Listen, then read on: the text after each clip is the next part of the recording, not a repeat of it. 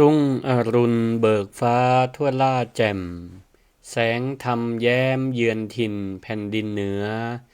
ชาวลำปางตื่นรับบุญจุนเจือธรรมะเอื้อเฟื้อเผื่อแผ่แก่กมลหมุนคลื่นมา97เมกะเฮิรตซ์สิ่งประเสริฐเกิดข้ามมหาผลธรรมะยามเช้าขัดเกลาจิตใจคนสุขล้นพ้นทุกวันเสาร์จิตบรรเทาเมื่อแสงทองส่องนภาฟ้าสว่างหมอกจางๆพรมพลิ้วทั่วทิวเขาปลุกชีวาตื่นจากหลับระงับเบาคลายความเหงาด้วยธรรมะพระชินวร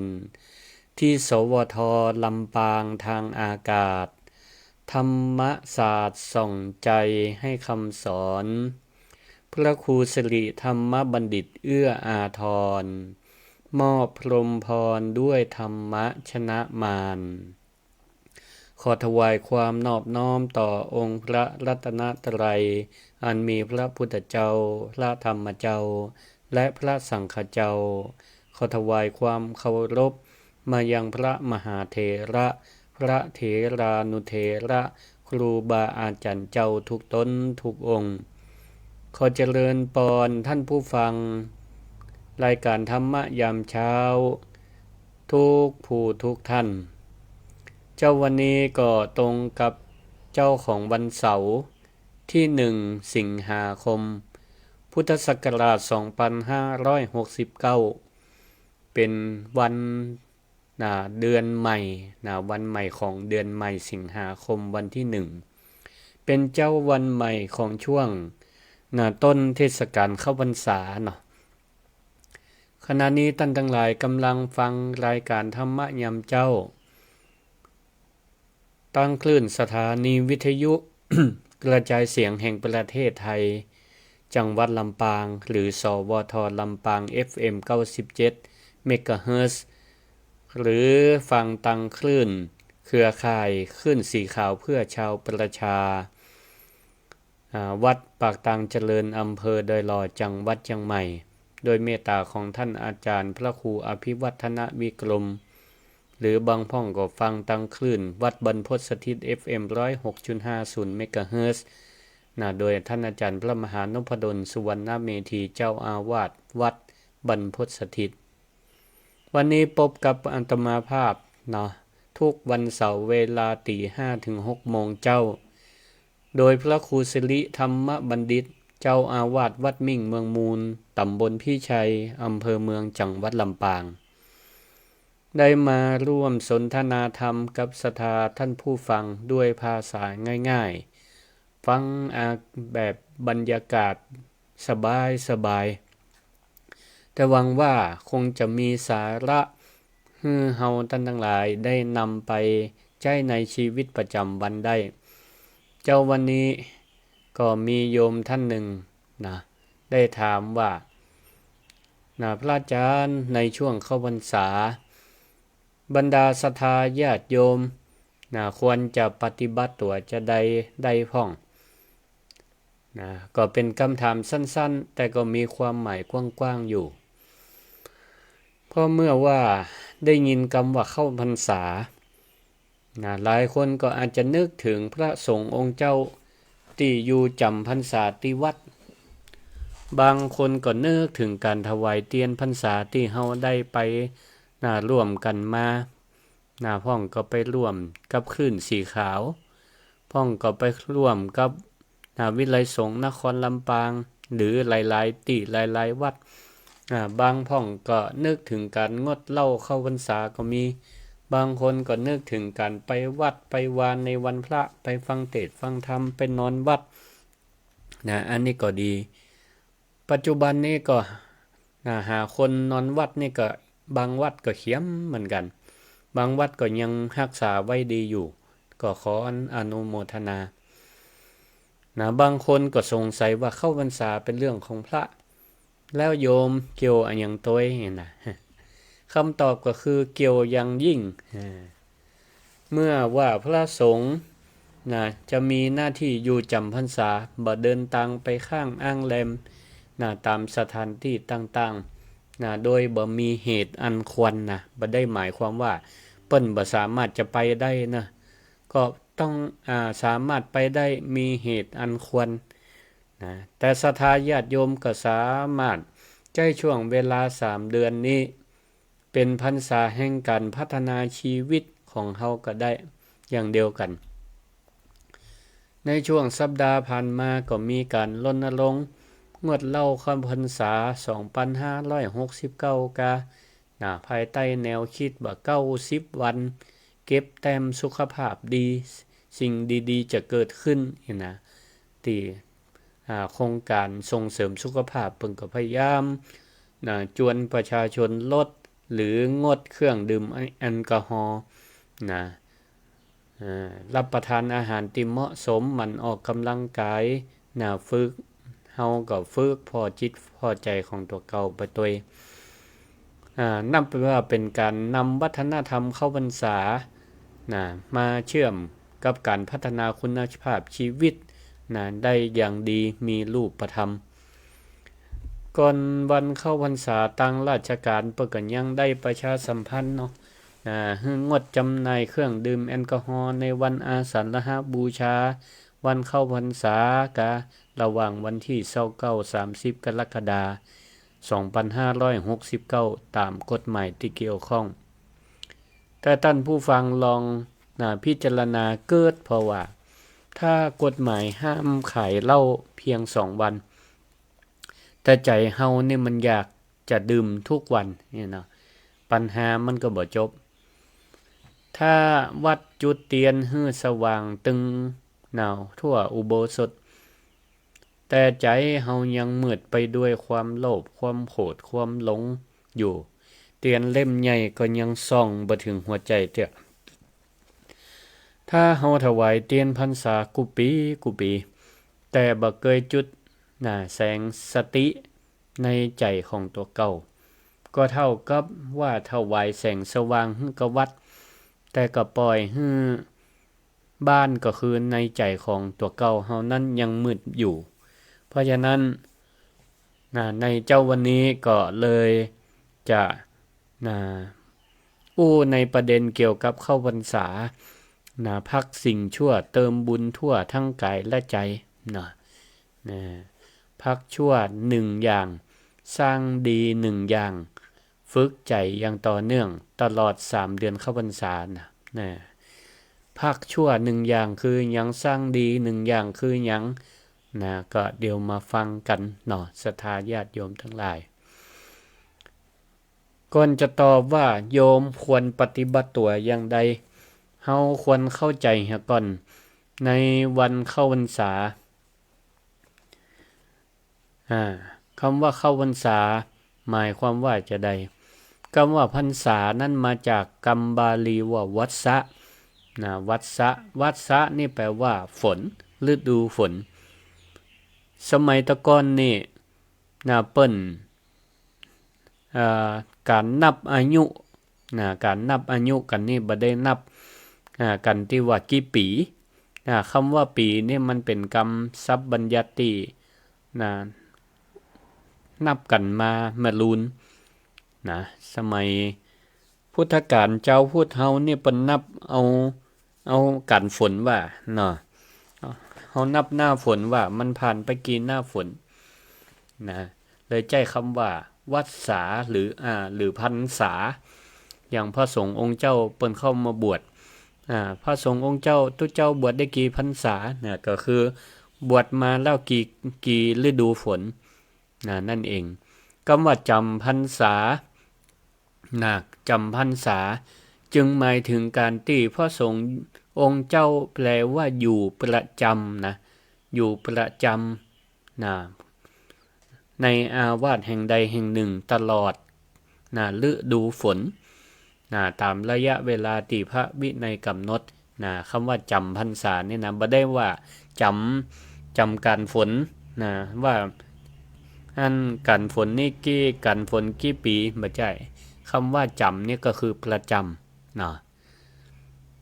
ซึ่งก็ปรากฏอยู่ในพระวินัยปิฎกมหาวรรควัสสุปนายิกะขันธกะ กล่าวถึงวันเข้าพรรษาไว้2ประเภทประเภทที่1ปุริมิกาวัสสุปนายิกาก็คือหมายความว่าการเข้าพรรษาต้นก็หมายถึงว่าเข้าพรรษาในช่วงเดือนเนี้ยนะเดือน8เนี่ยแหละนะเดือน8แล้วมันจะมีการเข้าพรรษาหลังเรียกว่าปัจฉิมิกาวัสสุปนายิกาการเข้าพรรษาหลังก็คือหมายความว่าพระสงฆ์องค์เจ้าบางเทื่อเพิ่นมาเข้าพรรษาต้นบัดตันในเดือน8บัดตันก็ไปเข้าเดือน9ก็มีพอเข้าเดือน9มันก็จะออกเดือน12ก็คือลอยกระทงเพิ่นคือวันออกพรรษาแต่ก็บ่ค่อยมีในสมัยปัจจุบันบ่ค่อยมีพระสงฆ์องค์เจ้าที่เปิ้นเข้าพรรษาหลังสักเท่าใดส่วนมากก็พร้อมกันในพรรษาต้นกันนี่แหละเนาะเหตุการณ์บัญญัติการจำพรรษามีความเกี่ยวข้องกับการที่ภิกษุบางกลุ่มเดินทางไปตลอดฤดูฝนเนาะเมื่อเจ้าบ้านเปิ้นมาหันใส่ก็ตำหนิว่าโอ้นักบวชในศาสนาอื่นเปิ้นยังหยุดพักในช่วงฤดูฝน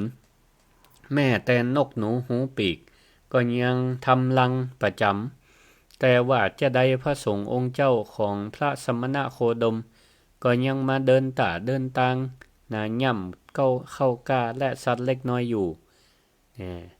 เมื่อความทราบถึงพระพุทธเจ้าเปิ้นก็เลยทรงอนุญาต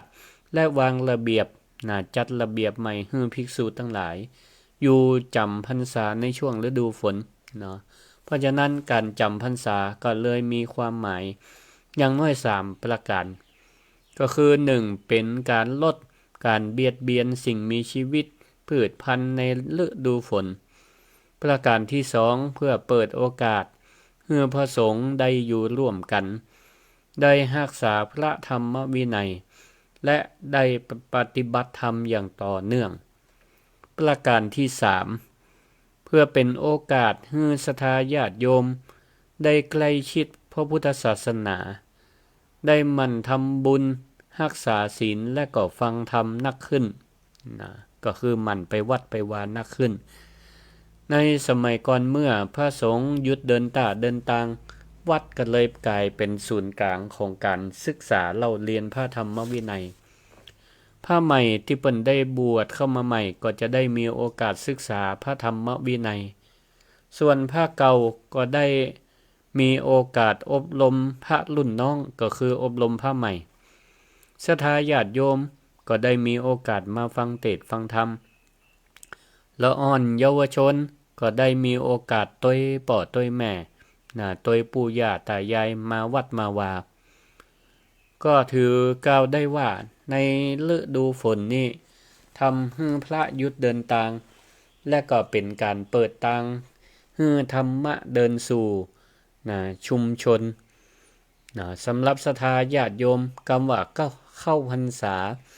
บ่ได้แปลว่าโยมจะต้อง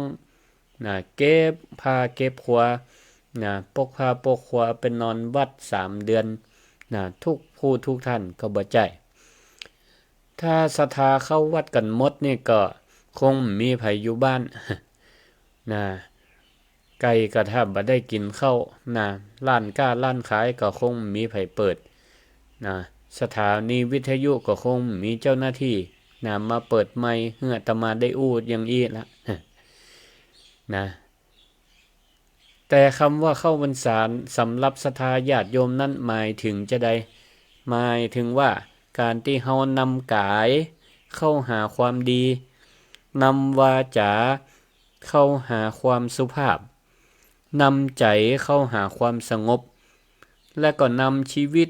เข้าสู่ระเบียบที่ดีขึ้นพระเข้าพรรษาในวัดส่วนโยมก็หัดเอาธรรมะเข้ามาพรรษาอยู่ในจิตในใจของตัวเฮาเองอย่าให้พระเปิ้นได้จำพรรษาอยู่ในวัด3เดือนแต่ปล่อยให้กิเลสพรรษามาอยู่ในใจเฮาตลอดชีวิตพระพุทธองค์ทรงนำเรื่องเกี่ยวกับความบ่ประมาท มาตัดไว้ในพระธรรมบทอยู่ท่อนหนึ่งว่าอัปปมาทะรตาโหทะสจิตตมนุ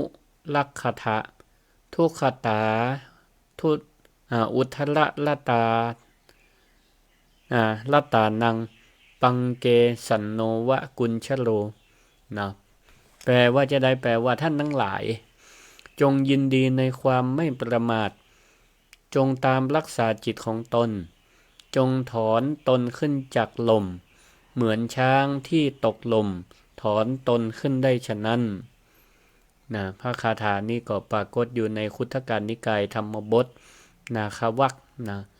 ซึ่งก็เป็นเรื่องราวตีประกอบพระคาถาก็กล่าวถึงจ้างติดลมโอ้นึกว่าเตอะศรัทธาจ้างตัวเบเล็กเบเล่นจันใหญ่ติดลมแต่ว่าเมื่อได้ยินเสียงกลองลบและเกิดพลังใจเกิดแรงฮึกเหิมจ้างนั่นก็รวบรวมสภาพกำลังถอนตัวขึ้นจากลมได้พระพุทธเจ้า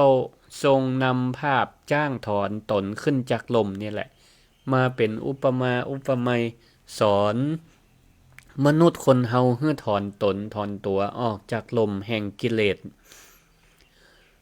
ลมของจ้างคือคิเปะแต่ลมของคนนี่มันมีหลายอย่างบางคนติดลมสุรายาเมาบางคนติดลมการพนันบางคนก็ติดลมหนี้สินพลุงพลังเพราะซื้อของเกินความจำเป็นบางคนก็ติดลมโทรศัพท์ตื่นแจ้งบ่แจ้งมาก็กลัวหาโทรศัพท์ก่อนจะแปรงฟันกลัวมาแล้วก็เปิดรายการธรรมะยามเจ้าฟังพระครูสิริธรรมบัณฑิตหรือครูบาอาจารย์ตนอื่นๆก็ดีกะบางคนก็ติดลมแห่งความโคตรเรื่องเก่าเมื่อเป็นบ่ฮู้กี่ปีละผ่านมาแล้วก็ยังเอามาเกิดมาเก็บวันนี้ก็ยังเอามาอุ่นใหม่เหมือนแกงข้างคืนอุ่นได้ตึงวันอุ่นความโคตรของตัวเก่าจนคนในบ้านบ่มีพยายามจะกินตัวบางคนก็ติดลมในกำอู้ชอบนินทาชอบจับผิดคนอื่นชอบส่งต่อข่าวติ่มบ่ได้ผ่านการตรวจสอบแต่บ่ฮู้หันเปิ้นส่งต่อกันมาก็ส่งต่อกันไปคำถามคือเมื่อฮู้ว่าตัวเก่านั้นติดลมแล้วเฮาจะอยู่ในลมแล้วจะจมว่าจะได้คิเปะนี่ลมนี่มันหยังมันนักหรือเฮาจะรวบรวมสภาพกำลังถอนตัวขึ้นมาเหมือนกับพญาจ้างที่ลุกจากลมขึ้นสู่สนามเทศกาลเข้าพรรษาก็คือเสียงกลองแห่งธรรมะที่ปลุกให้เฮาได้ตื่นปลุกให้เฮาได้ฮู้ว่าเฮาบ่จำเป็นจะต้องเป็นคนแบบเดิมตลอดไปนิสัยบางอย่างเปลี่ยนได้พฤติกรรมบางอย่างก็ลดได้ความผิดพลาดบางอย่างก็สามารถแก้ไขได้ขอเพียงว่าเฮาบ่ประมาทและเฮาตั้งอกตั้งใจเริ่มต้นลงมือคำว่าบ่ประมาทบ่ได้หมายถึงอยู่ด้วยความกลัวแต่หมายถึงเฮามีสตินักขึ้นฮู้ว่าอันหยังควรทำอันหยังควรเว้นและบ่ปล่อยวันเวลาให้ผ่านไปอย่างไร้ประโยชน์คนประมาทก็มักจะว่าเอาไว้ก่อนวันผูกก็อย่างเงี้ยวันผูกก็ทำแก่แล้วค่อยเข้าวัดว่างแล้วก็สวดมนต์แต่วันพรุ่งนี้ที่เฮาถึงทุกวันพอมาถึงก็เปลี่ยนชื่อจากพรุ่งนี้ก็มันเปลี่ยนเป็นวันนี้แล้วเฮาก็เลื่อนเป็นพรุ่งนี้ต่อจึงบ่เคยได้เริ่มต้นสักเดือนเข้าพรรษาปีนี้ก็ขออย่าเลื่อนความดีเพราะความดีบ่มีวันหมดอายุ แต่ชีวิตของเฮานั่นกะมันจะหมดเวลาไปเหียก่อนอาตมาก็ขอสรุปแนวทางปฏิบัติของศรัทธาญาติโยมในช่วงฤดูกาลเข้าพรรษาเป็นกรรม4กรรมดังนี้คือ1พัก2เพิ่ม3เริ่ม4รักษานะฮือพักฮือเพิ่มแล้วก็ฮือเริ่มแล้วก็ฮือรักษาประการที่1พักก็หมายความว่าพักในสิ่งที่มันเป็นโทษคำว่าพักก็คือหยุดหรือลดพฤติกรรมที่ทำร้ายตัวเก่าและคนอื่นบางคนตั้งใจงดเหล้าบางคนตั้งใจงดบุหรี่บางคนก็งดการพนันบางคนก็งดกันแอวไม่ค่ำเมื่อคืนบางคนก็งดอู้จาหยาบคายบางคนก็งดเล่าหน้าจาควันนินทาคนอื่นบางคนก็งดซื้อของฟุ่มเฟือยบางคนก็งดการเล่นโทรศัพท์ตั้งแต่หลัง3 ทุ่มกะบ่จำเป็นก็ต้องตั้งเหมือนกันทุกคนสำรวจตัวเก่าว่าสิ่งใดกำลังเป็นลมเป็นลมของชีวิตที่ปาให้เฮาติดลมถ้าเหล้าเป็นลมเฮาก็พักเหล้าถ้าการพนันมันเป็นลมเฮาก็พักการพนันถ้าความโกรธมันเป็นลมเฮาก็พักความโกรธพักการอู้ด้วยคำด่าคำหยาบต่างๆถ้าโทรศัพท์มือถือเป็นลมก็พักหน้าจอเอาไว้พ่องถ้าชอบนินทาเป็นลมก็พักข่าวเจ้าบ้านเอาไว้พ่องและหันมาพอข่าวในใจของตัวเก่าบางคนฮู้ข่าวตึงหมู่บ้านแต่บ่ฮู้ว่าใจตัวเก่านั่นกำลังโคตรฮู้ว่าไผทะเลาะเบาแว้งกันกับไผไผซื้อรถใหม่ไผสร้างแปลงบ้านแต่บ่ฮู้ว่าความโลภกำลังปลูกบ้านอยู่ในใจของตัวเก่าเข้าพรรษาจึงเป็นช่วงพักพิษเปิ้นว่าบ่ใจพักกิจกรรมเพื่อพักพิษส่วนประการที่2เปิ้นว่าฮื้อเพิ่มเพิ่มนี้ฮื้อเพิ่มหมายความว่าเพิ่มสิ่งที่มันเป็นคุณเมื่อพักสิ่งบ่ดีแล้วเฮาก็ต้องเติมสิ่งที่ดีเข้าไปแทนถ้างดเหล้าแต่เอาเวลาว่างไปเล่นการพนันอันนี้เปิ้นฮ้องว่าย้ายจากลม1ไปหาแหมลม1ก็บ่ดีถ้างดการใช้โทรศัพท์หลัง3 ทุ่มกะแต่ใช้เวลาทั้งวันนินทาเจ้าบ้านเจ้าจองมันก็ยังบ่ฮ้องว่าพัฒนาชีวิตฉะนั้นจึงควรเพิ่มสิ่งที่ดีเช่นเพิ่มการสวดมนต์ให้นักขึ้นเพิ่มการนั่งสมาธิเพิ่มการอ่านหนังสือธรรมะเพิ่มการอ่านสาระที่มันเป็นประโยชน์ต่อการทำมาหาเลี้ยงชีพอย่างเช่นว่าเดี๋ยวนี้สื่อมันก็มีวิธีการทำอาหารวิธีการรักษาสุขภาพวิธีการออกกำลังกายวิธีการดูแลคนใกล้เคียงเฮาสนใจอันใดที่มันเป็นคุณเฮาก็ศึกษาอันนั้นเพิ่มความรู้อันนั้นก็เป็นการดีเพิ่มการอู้ดีเพิ่มการดูแลพ่อดูแลแม่เพิ่มการทำอาหารให้มันมีฝีมือดีขึ้นอีกอันนี้ถือว่าเป็นการดีเพิ่มการแบ่งปันแก่คนที่เปิ้นขาดแคลนการไปบริจาควัตถุสิ่งของก็ดีเริ่มจากคนใกล้ตัวเฮาก่อนเพิ่มเวลาฟังลูกหลานบุญบ่ได้อยู่ที่การไปสารวัตรอย่างเดียวการดูแลคนป่วยด้วยใจเมตตาก็เป็นบุญการให้อภัยคนในครอบครัวก็เป็นบุญการทำหน้าที่สุจริตก็เป็นบุญการบ่เอาเปรียบลูกค้าก็เป็นบุญ การช่วยเพื่อนร่วมงานเนาะโดยบ่หวังผลตอบแทนอันนี้ก็เป็นบุญเป็นบุญได้ทั้งนั้นบุญนี้เกิดจากคนรอบตัวเฮาสิ่งรอบตัวเฮาทั้งนั้นส่วนประการที่3เปิ้นว่าเริ่มสิ่งที่พัดวันประกันพุ่งมาตลอดบางคนเคยสวดมนต์มาหลายปีแต่ก็ยังบ่เคยเริ่มบางคนก็อยากจะขอโทษพ่อแม่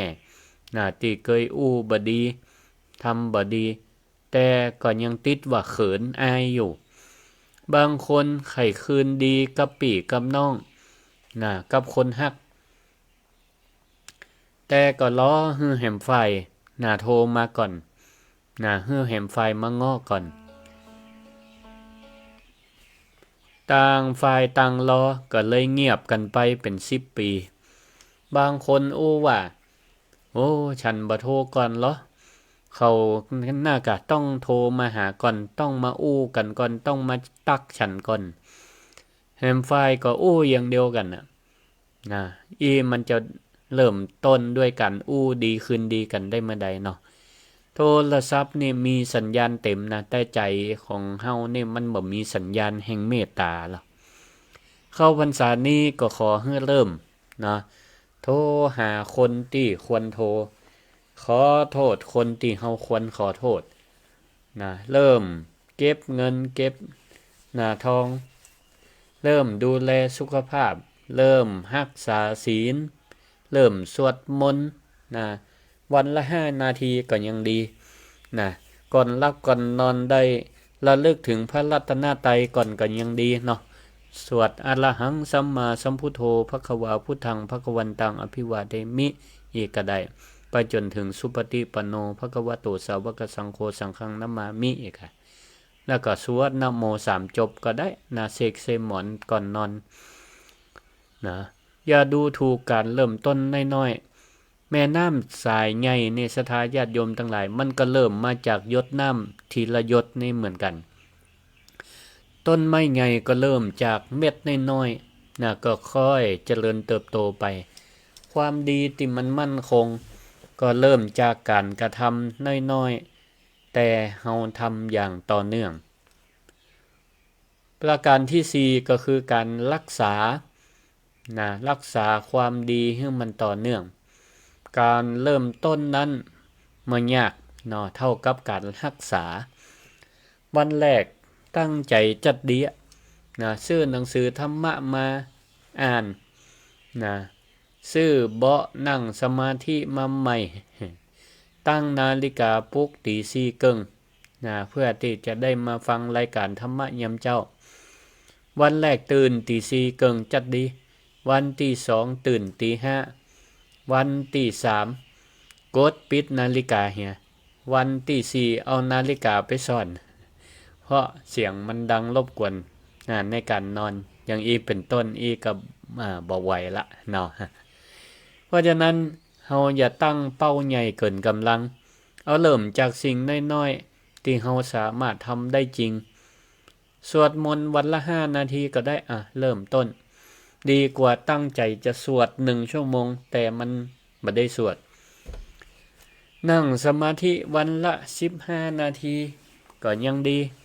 ดีกว่านั่ง1 ชั่วโมงเพียงวันเดียวแล้วก็หายไปเลยกำน้อยก็ได้หรือในคณะบางพ่องว่ามันมีเวลามานั่งรับตานั่งสมาธิจะการทำสมาธิมันก็ทำได้หลายวิธีในคณะที่ศรัทธาญาติโยมทั้งหลาย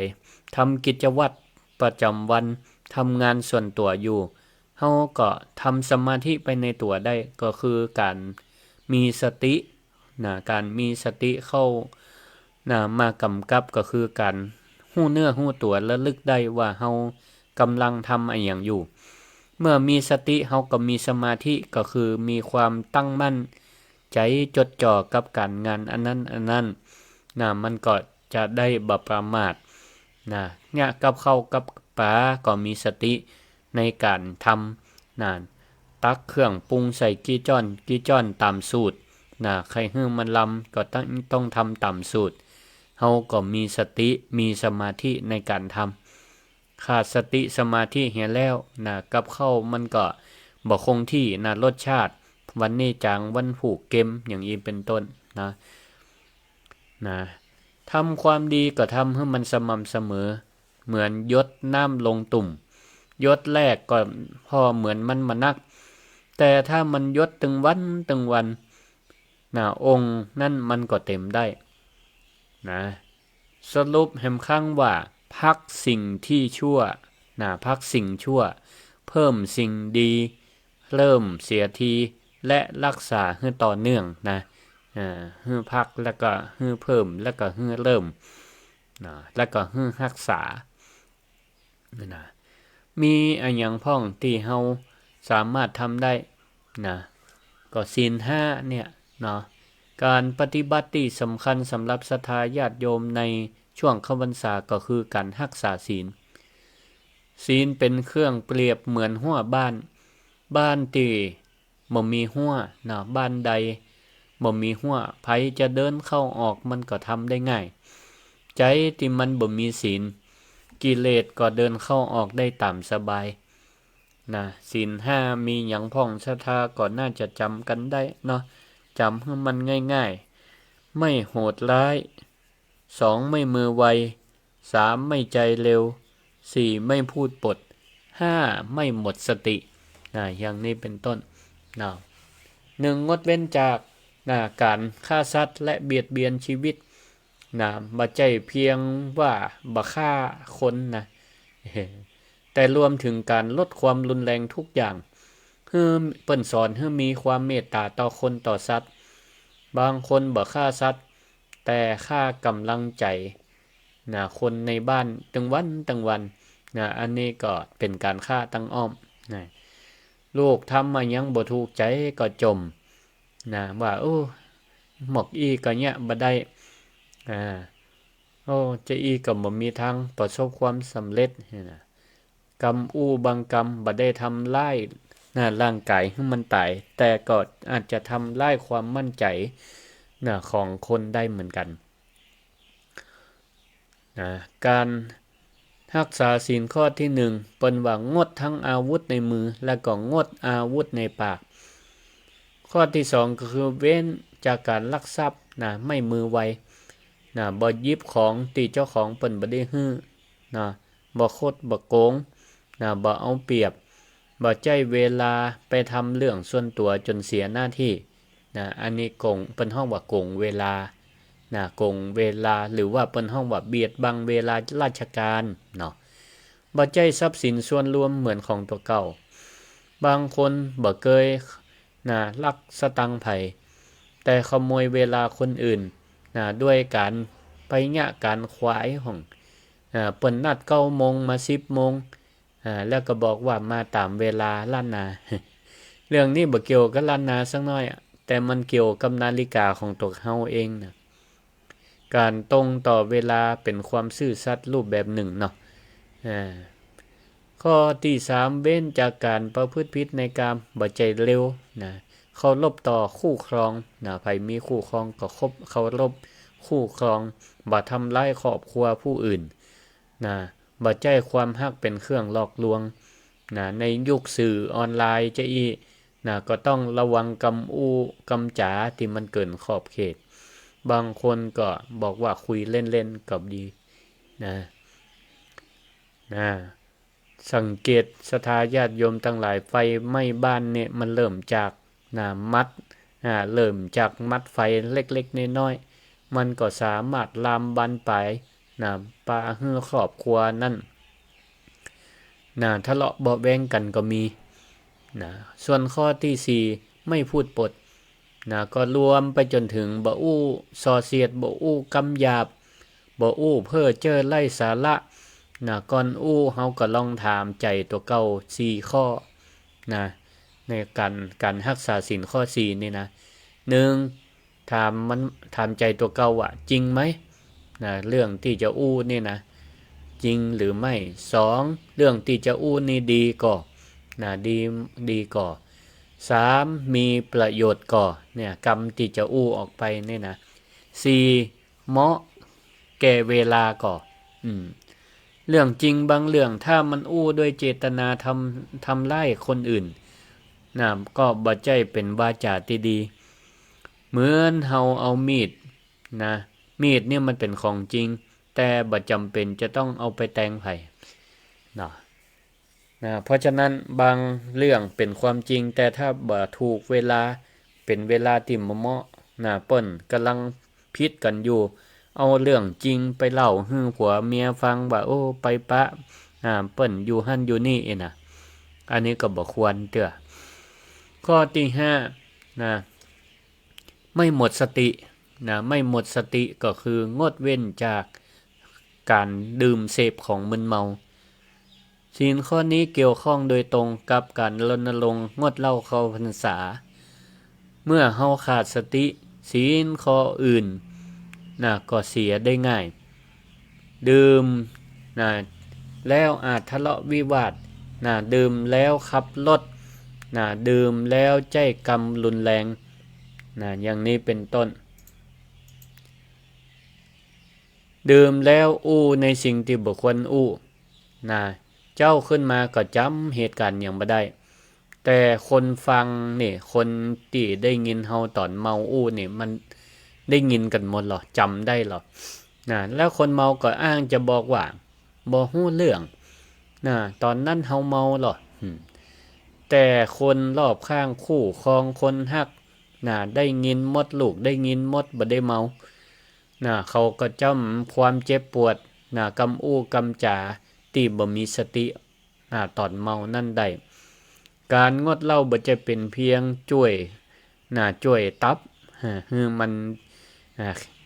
มันดีขึ้นได้แต่ช่วยทั้งครอบครัวด้วยนะบ่ใช่ช่วยเฉพาะสุขภาพเฮาด้วยนะช่วยทั้งครอบครัวเฮาด้วยเข้าพรรษานี้ขอให้เฮาทั้งหลายใจศีลเป็นหัวใจสติให้มันเป็นยามเอาศีลเป็นหัวบ้านเอาสติเป็นยามคอยเฝ้าเฝ้าประตูคอยสแกนพอว่าไผจะเข้าบ้านมาถ้ามันเป็นผู้ก่อการร้ายก็คือความโลภความโกรธความหลงก็ต้องดักจับมันไว้ใจปัญญาเป็นแสงไฟส่องมันตัวใจปัญญาส่องว่าผู้ก่อการร้ายที่เข้ามานี่มันมาร้ายหรือมาดีและฮือใจเมตตาเป็นบรรยากาศในบ้านในจองเปิ้นว่าใช้เมตตาเป็นผ้าห่มสร้างความอบอุ่นในครอบครัวได้ศรัทธาญาติโยมตั้งหลายขอยกตัวอย่างผ่านครอบครัวหนึ่งมีคุณยายคนหนึ่งตั้งใจว่าเข้าพรรษาปีนี้จะไปวัดตึงวันทุกวันพระลูกบ่าวก็ตั้งใจจะงดเหล้าลูกป้ายก็ตั้งใจจะลดการอู้ตำหนิคนอื่นหลานก็ตั้งใจว่าจะลดเวลาเล่นเกมและจ่วยงานบ้านวันละ1อย่างแต่ละคนในศรัทธาญาติโยมทั้งหลายปฏิบัติบ่เหมือนกันเนาะเพราะปัญหาชีวิตก็บ่เหมือนกันวันแรกทุกคนก็ตั้งใจอันดีนะพอผ่านไป1สัปดาห์ลูกเบาก็เริ่มมีเปื่อนมาจวนให้ไปดื่มให้ไปดื่มไปกินไปตั้งวงเปื่อนบอกว่าโอ้ไปดื่มน้อยเดียวบ่ได้มันเป็นหยังเข้าพรรษายังมีแหมหลายวันอยู่ลูกเบาก็ปีกมาปรึกษากับยายกับแม่เปิ้นยายเปิ้นก็บอกว่าการรักษาคำตั้งอกตั้งใจนี่มันบ่ได้สำคัญเพราะไผมองแต่มันสำคัญเพราะใจของเฮานี่มันกำลังสร้างความน่าเชื่อถือให้กับตัวเก่าอยู่การตั้งอกตั้งใจเนี่ยถึงเฮาบ่ได้ทำความตั้งใจเพื่อคนอื่นแต่เฮากำลังตั้งใจเพื่อตัวเก่าให้เฮาเนี่ยได้ตระหนักรู้อยู่เสมอเฮาก็ต้องเฝ้าพอตัวเก่าเป็นคนตั้งใจบ่ตั้งใจใจเฮารู้ดีลูกบ่าวก็เลยปฏิเสธเปื้อนลูกไปตั้งใจบ่อู้ตำหนิ แต่วันหนึ่งหันบ้านมันหกก็เก็บเอาไว้เกือบจะระเบิดอารมณ์ออกมาคันปากยุบยุบยิบยิบคุณยายปก็เตือนว่างดเหล้าก็คือบ่เอาเหล้าเข้าปากงดความโคตรก็คือต้องบ่เอาบ่เอากำไล่ออกจากปากเฮาลูกไปได้ยินจะอ่านก่อนเลยหยุดหายใจลึกๆแล้วก็เปลี่ยนจากคำต่ำนี้เป็นกำขอความร่วมมือเนี่ยแทนติดจะอู้ว่าโอ้อยู่กันจะใดนี่ปล่อยให้บ้านมันหกมันเหี่ยจะอีกก็เปลี่ยนเป็นโอ้ว่าโอ้วันนี้เฮามาช่วยกันเก็บบ้านคนละ15นาทีดีก่อหลานเอาหลานเองก็ตั้งใจลดเกมลดเล่นเกมแต่วันหนึ่งเล่นเพลินจนลืมงานบ้านยายก็บ่ได้ดุได้ด่าแต่ก็ถามหลานว่าหลานเฮาอยากเป็นนายของเกมก็หรือว่าเฮาจะให้เกมเป็นนายของเฮาหลานกึดได้ก็เลยลูกไปทำหน้าที่อันนี้ศรัทธาญาติโยมทั้งหลายคือบุคลาธิฐานคือการหันธรรมะผ่านคนและเหตุการณ์ส่วนธรรมะที่เฮาได้ก็คือหลักการที่มันซ่อนอยู่ได้แก่อย่างพ่องคุณยายก็หมายถึงสติลูกบ่าวก็หมายถึงสัจจะลูกไปใจขันติและสัมมาวาจาส่วนหลานใจวินัยและความรับผิดชอบต่อตัวเก่าทุกคนบ่ได้เพียงแค่งดแต่กำลังฝึกตัวฝึกเข้าพรรษาจึงบ่ใจฤดูกาลแห่งการทรมานตัวเก่าฤดูกาลเข้าพรรษาบางพ่องว่าโอ้อย่ามาทรมานแต่ว่าเข้าพรรษามันจะออกกำลังเข้าแต่ว่าวันซืนแต่เป็นฤดูกาลแห่งการฝึกตนนี่ก็เฮาต้องกึดใจอีกการงดสิ่งหนึ่งบ่ใช่เป็นการสูญเสียเสรีภาพหรอก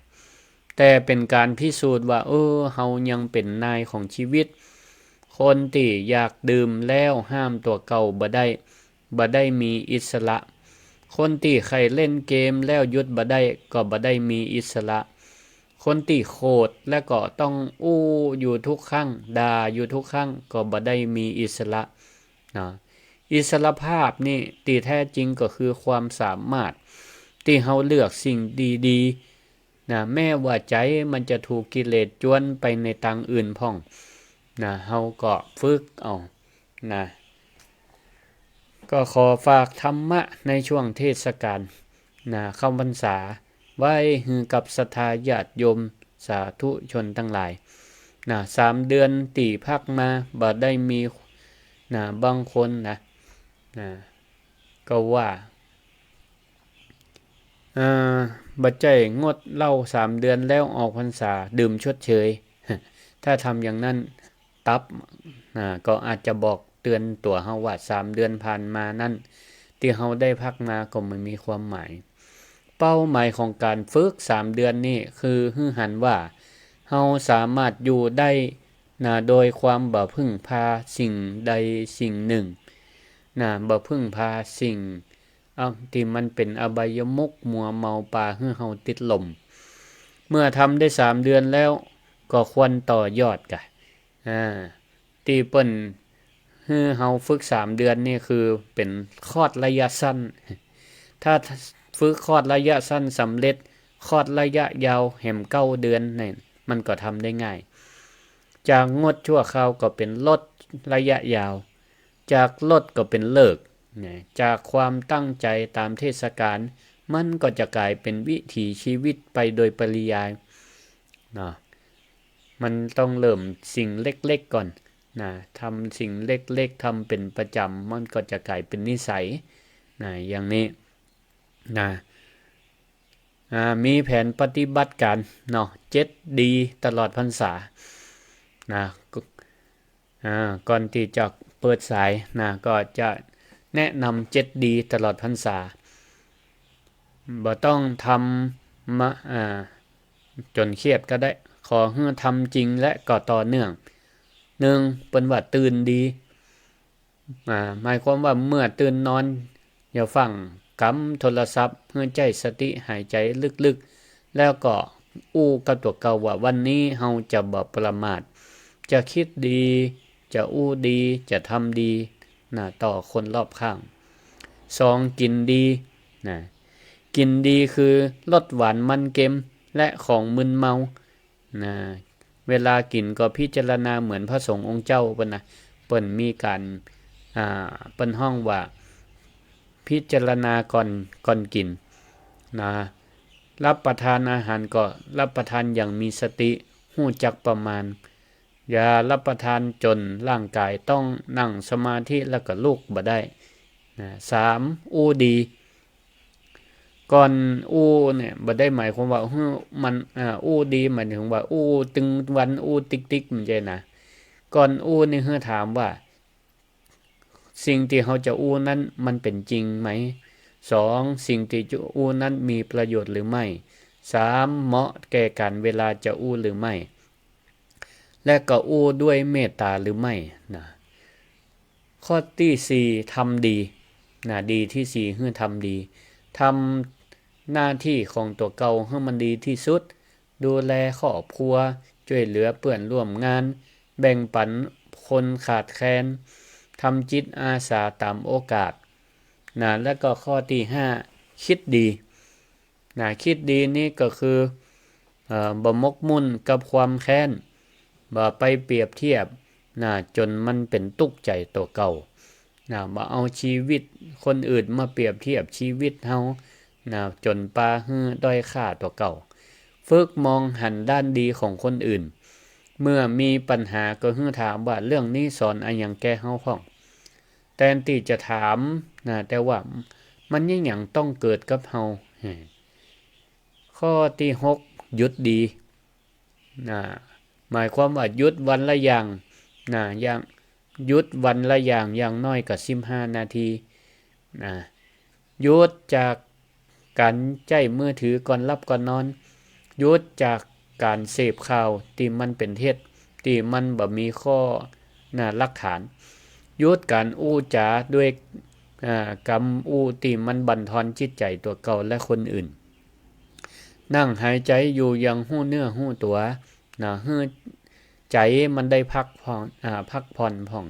ร่างกายมีวันหยุดแต่ใจของคนนี่ทำงานล่วงตั้งแต่เวลาทุกคืนนอนแล้วก็ยังเกิดอยู่เพราะฉะนั้นจึงให้ใจเนี่ยมันได้หยุดได้พักแห่ผ่องข้อสุดท้ายก็คือรับดีก่อนนอนทบทวนตัวเก่า3ข้อวันนี้เฮาทำความดีอย่างพ่อง2วันนี้เฮาทำสิ่งใดพลาดพลั้งไปพ่อง3วันพรุ่งนี้เฮาจะปรับปรุงจะได้พ่องถ้าทำผิดก็ให้ยอมรับและตั้งใจแก้ถ้าทำดีก็ให้อนุโมทนาในใจตัวเก่าโดยบ่หลงตัวเก่าและก็แผ่เมตตาก่อนนอน7ดีตื่นดีกินดีพูดดีทำดีคิดดี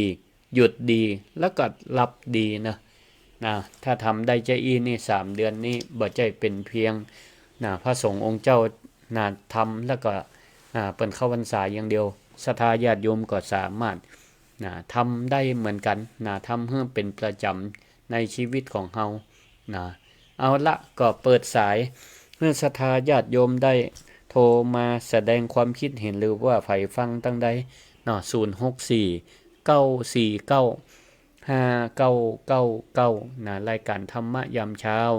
โดยพระครูสิริธรรมบัณฑิตเจ้าอาวาสวัดมิ่งเมืองมูลตำบลพิชัยอำเภอเมืองจังหวัดลำปางก็ต้องขออนุโมทนาขอบคุณกับเจ้าหน้าที่ทั้งสถานีวิทยุกระจายเสียงแห่งประเทศไทยจังหวัดลำปางหรือสวทลำปางที่เปิ้นได้ลิงก์สัญญาณรายการธรรมยามเช้าจากพระครูสิริธรรมบัณฑิตไปสู่สถานท่านผู้ฟังและก็ขึ้นสีขาวเพื่อชาวประชาเจริญปอนไม่ใช่จ้าว่าต่างเจ้าแม่ท่าเจริญปอนเจ้ายังอาจารย์ว่ากันหน่อยใจ หายใจลึกๆคิดแต่สิ่งดีๆเนาะ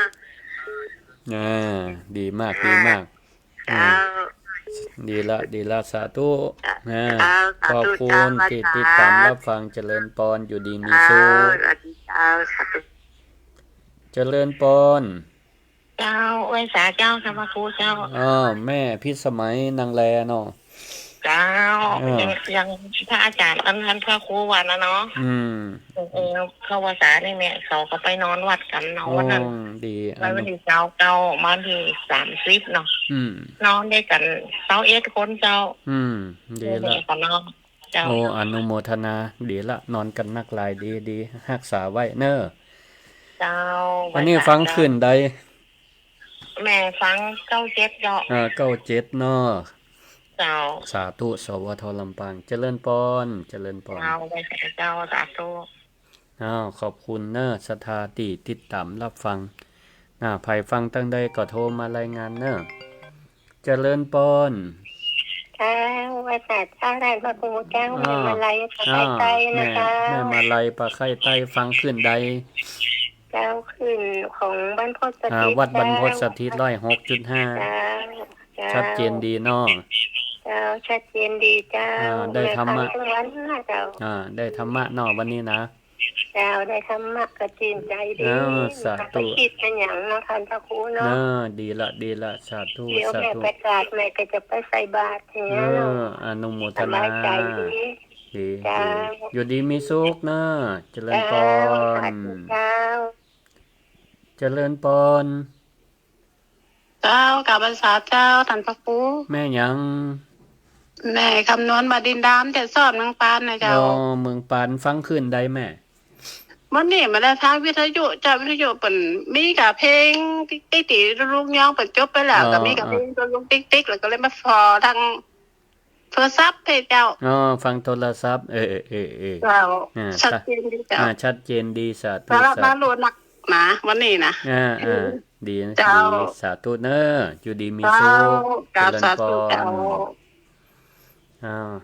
ไผฟังขึ้นได้ขึ้นตั้งเจียงใหม่ขึ้นสีขาวได้ยินก็จ้าโทรมารายงานได้เน้อว่าฟังเช็คสัญญาณแล้วออนไลน์ดีศรัทธาญาติโยมใครโทรก็โทรมาแสดงความคิดเห็นกันได้064 949 5999นะบางพ่องก็ฟังตังวิทยุออนไลน์ของสวทลำปางเปิ้นก็มีเนาะ97สวทตังFacebook ไลฟ์ของอาตมาก็มีโยมแม่จงดีก็ฟังโยมปวิลิสาภวะภูตานนท์เจริญปอนโยมแม่พิสมัยโทรมาตะกี้เนาะเขื่อนคำแสนโยมแม่สลินทิพย์บุญเลิศโยมชุติการลอดพยัญโยมกรอุมาปัญญาคำก็ติดตามรับฟังเจริญปอนเจ้าแม่นิตยาเจริญปอนเจริญปอนเจ้าแม่ฟังอยู่นะฟังอยู่เนาะสาธุเจ้าไปวัดทุกศีลเลยดีอนุโมทนาดีละหน้าแรงก็เปิ้นก็ไปกันทุกศีลเลยดีสาธุรักษาหิตสร้างษาหอยเอาไว้คำมาแม่ก็ไปทำวัดอย่าเจ้าอนุโมทนาดีมากเนี่ยตลอดตอนนี้สาธุอยู่ดีมีสุขเนาะเจ้าสาธุดีละอนุโมทนาบางพ่องก็แม่ก็ประเดี๋ยวนี้ตั้งแต่มีรายการธรรมะรายการวิทยุของครูบาอาจารย์ทุกตนทุกองค์ติดตามรับฟังเอามาพัฒนาจิตพัฒนาใจจากเป็นคนใจหิ้นขี้โขดก็จมให้ลูกหลานตันเต้ากำเดี๋ยวนี้ก็ยั่งละก็มีลูกหลานตันเต้าก็มายืนยันพ่องก็มีพระอาจารย์ตั้งแต่เปิ้นมีวิทยุมีรายการธรรมะบ่ว่ายามเจ้ายามแรงพ่อแม่พ่ออุ้ยแม่อุ้ยก็เปิ้นตั้งอกตั้งใจดีบ่ได้จมได้ซ้ำให้ลูกหลานตันเต้าละนี่อันนี้ก็ถือว่าเป็นไปในทางที่ดีเจริญปอนรับสายแล้วแม่แก้วเจริญปอนฟังตั้งเพ ไปฟังวิทยุอ่ะมาฟังตั้งเพกอ่ะ รับสายแล้วเจริญปอนเบาวิทยุหน่อยเบาวิทยุหน่อยเวลารับสายต้องเบาวิทยุนะเสียงมันบ่ตรงกันเด้อฮัลโหลเจริญปอนเสียงมันตีกันเด้อท่านพระครูว่าคนดีนี่ตื่นขึ้นมาเตรียมตัวจะไปใส่บาตรนี่ดีก็เจ้าดีมากเลยทำดีทำต่อทำดีทำต่ออนุโมทนาจ้าท่านพระครูจำได้ว่าเป็นไปเนี่ยแม่บรรเย็นจำได้เจริญพรขอบคุณมากที่โทรหาเด้อวันนี้ทุกเจ้าคงจะมาบิณฑบาตเนาะเจ้าเนาะเปิ้นมากัฝนบ่ตกมาแน่ดีละทำดีทำต่อเนาะสาธุเจริญพรเจริญพรนี่แม่ยังแม่ทองสุกเจ้าแม่ทองสุกตั้งใดบ้านนางแลเจ้าชัดเจนดีฟังขึ้นใดนี่แม่เจ้าอัน97เจ้า97สวทเจ้าชัดเจนดีโอ้ยถูกใจถูกใจขนาดอ่ะวันนี้ดีมากสาธุมันก็เป็นไปอย่างอันนั้นเนาะทุกคนเนาะนานาจิตตังเนาะนานาจิตตังตัทตาเป็นเช่นนั้นเองเด้อเจ้าสาธุอยู่ดีมีสุขเจริญพรเจ้าเจริญพรเจ้ากลับมาจากเจ้าท่านพระครูแม่หยังแม่สุกแก้วมันแม่สุกแก้วเจ้าวันนี้ก็มีบุญแถมวันนะตื่นขึ้นมาได้ยินไก่ขันได้หันตะวันได้ฟังแน้ำฟังธรรมจากท่านพระครูเจ้าฟังขึ้นอย่างห้วยตองซักกะเจ้าขึ้น 98.7 แน่ว่าห้วยตองซักเจ้าสาธุดีเนอะสาธุขอบคุณเจริญพรยังได้มีลมหายใจอยู่ก็ดีใจมากๆเด้อดีละสาธุรักษาลมหายใจเด้อเจริญพรเจ้ากลับไว้สาธุขอบคุณหมดเวลาหมดลวดลาสถาอายุวันโนสุขังปะลัง